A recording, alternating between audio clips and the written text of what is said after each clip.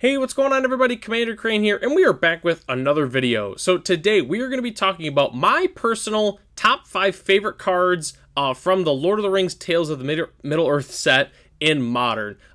So a couple things before we hop into it here. As always, let me know at the end of the video, what is your top 5? Do you like mine? What is your personal top 5 cards? Or even not even just in Modern. What cards are you excited to play from Lord of the Rings, whether or not it's in Commander or Legacy, Pauper, that kind of thing? Just let me know in the comment section below. So this set overall, I would say, in terms of cards I'm overly excited about, I feel like is a lot lower than on average, especially for a Modern set. I didn't feel like there was a lot of cards that I like to play that were really big upgrades. I was hoping for some good dragon cards, and there was only like one card in the entire set other than the Commander Dragon that even was somewhat a dragon card, and I don't know how I feel about the set overall. Maybe we'll talk about that in a future episode. But anyways, these are my top 5 cards for Modern from Lord of the Rings. So number 5, we have Spiteful Banditry. It's X red enchantment. When it enters the battlefield, it deals X damage to each creature. Whenever one or more creatures your opponents control die,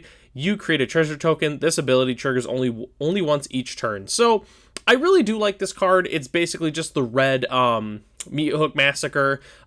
Is this card good? I'm not entirely sure, but I just do like the card. It kind of reminds me a little bit of like Bonfire of the Damned a little bit, which for instance, like red-green, like Ponza did play that card for a while. Do they want a card like this? I'm not entirely sure, but I do like it, and I'm definitely going to try it in some of my lists in the near future here. So, okay, we're going to hop into number 4 here. We have Boromir, Warden of the Tower. It's a 3/3 for 2 and a white legendary creature, human soldier with vigilance. Whenever an opponent casts a spell, if no mana was spent to cast it, counter that spell. Then we can sacrifice Boromir, Warden of the Tower. Creatures you control gain indestructible until end of turn. The ring tempts you. So there's a couple reasons why I like this card. I do kind of like it with our number 2 card on the list, funny enough. Spoiler alert. But overall, I think this card can potentially help humans a little bit in Modern. Now, we haven't seen Modern humans in a while just because of all the efficient removal that we've been getting, especially from MH2. I think a card like this could help humans against like the Rhino decks. I think it could help against, like Team of Rhinos, that kind of thing, Living End. I think this could be a card that maybe like white base aggro decks just kind of want in general. It's just a good card. I really like Boromir.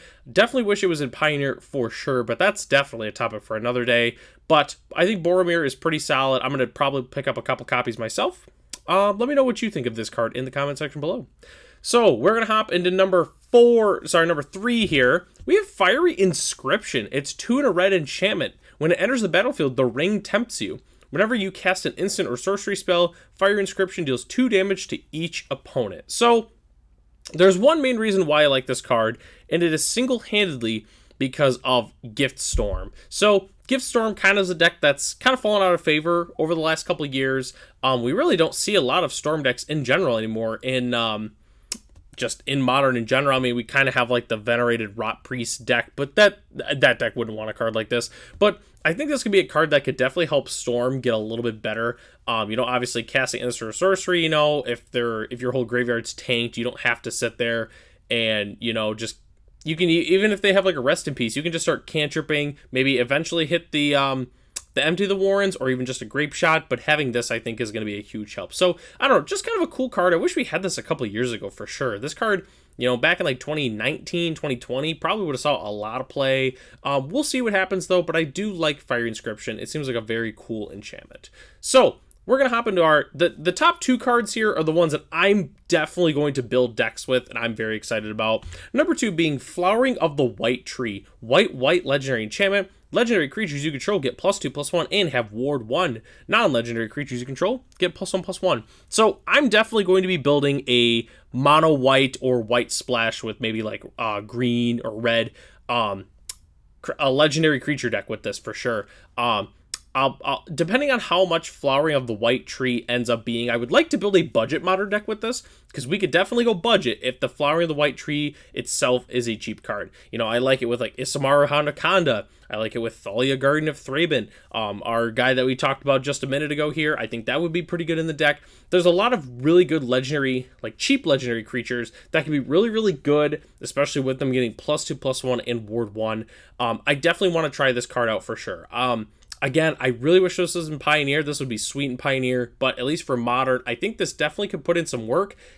You know, in the right matchup, this is a really, really fast clock, giving +2, +1. Unfortunately, it really likes to get hit by Boseiju, which is very popular in the format now, but I definitely am interested to see where Flowering of the White Tree goes. I really like the card. So, my number one card on this list, which I think not surprising to a lot of people, is Delighted Halfling. It's a 1/2 for a green. It's a Halfling Citizen. We can tap for a colorless, or we can tap it for 1 mana of any color. Spend this mana only to cast a legendary spell, and that spell can't be countered. So, I want to play this in primarily a Gruul Haste deck. So for those who don't follow the channel, we made a Gruul Haste aggro deck for Pioneer specifically, at least a couple weeks ago.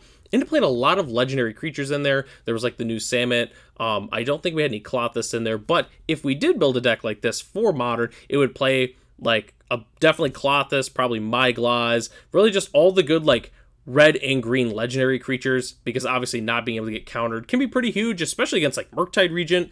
You know, like, yes, they can kill the Halfling on 1. It is still boltable, you know, like an Arbor Elf, that kind of thing. But I think Delighted Halfling could almost potentially push like an aggro deck maybe into the fray here. Not being able to be countered could be pretty huge. And it's a legendary spell. It's not even just a creature. So I can't think of any legendary spells that are relevant right now.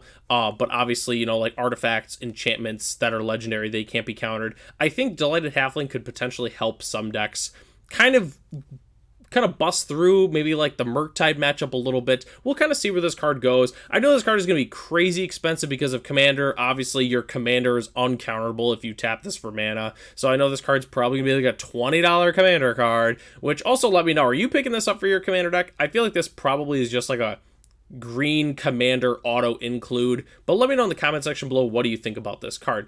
So, that is my top 5 Modern cards in the format. Once again, let me know in the comment section below, what do you think from this set? Do you like it? Do you hate it? Is there cards that you're going to pick up from the set? I know I'll be picking up some cards here and there. Definitely the enchantment that gives our dudes +2/+1, I think is awesome. I just really, really like that card. Definitely going to pick up the Delighted Halfling, but just let me know in the comment section below your opinions on the set. I'm Commander Crane. Thanks for watching this episode, and I'll catch you in the next one.